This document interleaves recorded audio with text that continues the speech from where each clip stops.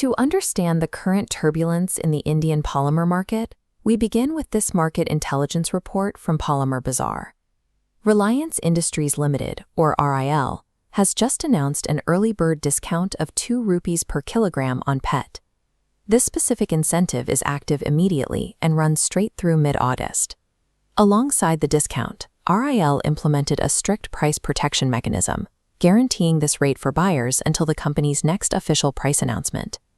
This move comes immediately on the heels of a pre-existing August 1st baseline price hike across the market.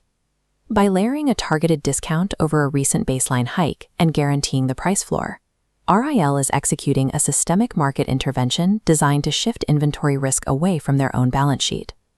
RIL's primary intent behind pulling this dual-lever incentive is straightforward. They need to support immediate volume and encourage stockists to lift material right now. However, buyers are not rushing to the gates.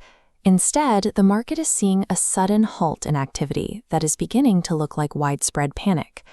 Rather than stepping up to buy at the discounted rate, downstream manufacturers are unexpectedly pausing their procurement altogether.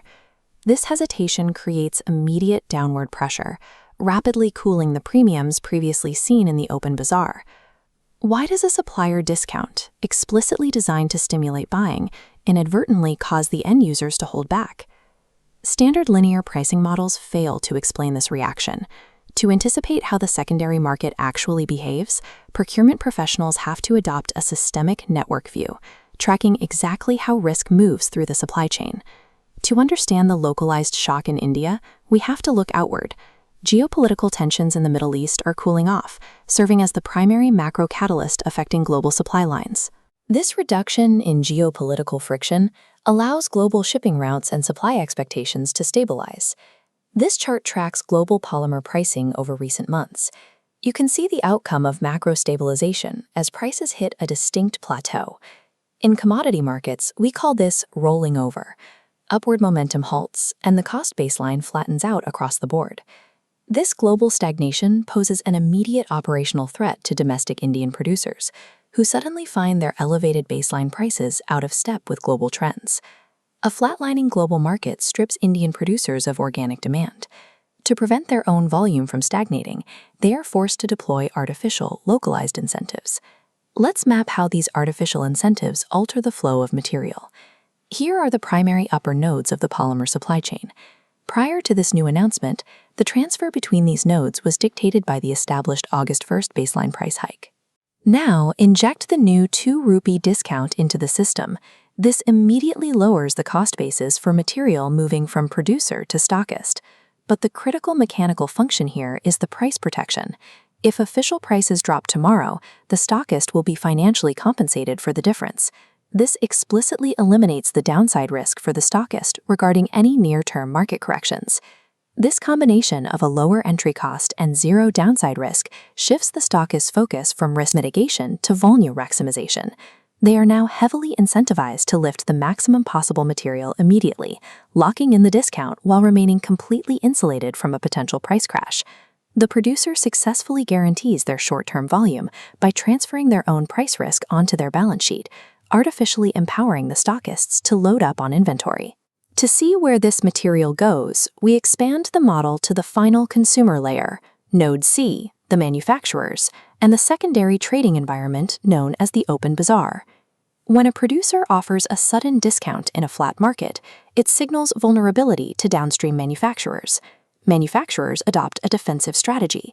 They freeze their procurement, anticipating that this localized discount will soon filter down into the broader market. Meanwhile, the stockists hold a massive newly protected inventory. Because they are protected against price drops, stockists look to secure margins through profit booking, rushing to liquidate holdings. This creates massive oversupply in the open bazaar at the exact moment end-user demand has stalled. With abundant material available and no one buying, this localized oversupply mechanically forces open bazaar premiums downward. When safety nets are provided to middlemen while end-user demand is paused, the resulting supply-demand imbalance leads to a rapid correction in secondary market prices. Based on this current supply glut, near-term open bazaar premiums will face a stark downward trajectory until they find a new lower baseline. This structural correction is unavoidable, and it will persist until the downstream manufacturers consume their existing stockpiles and resume regular procurement volumes. The critical question for the market is whether this specific adjustment in PET pricing is an isolated event or a leading indicator. There is a high probability of a broader discount season spreading to other polymer categories as producers fight to maintain market share. Treating this single PET pricing adjustment as an anomaly is a strategic risk. It is a clear, mechanical signal of underlying sector weakness. Producer incentives in a cooling market successfully shift volume in the short term, but they inevitably trigger secondary market liquidation. Procurement professionals must closely monitor open bazaar premiums across all polymers for signs of cascading structural corrections.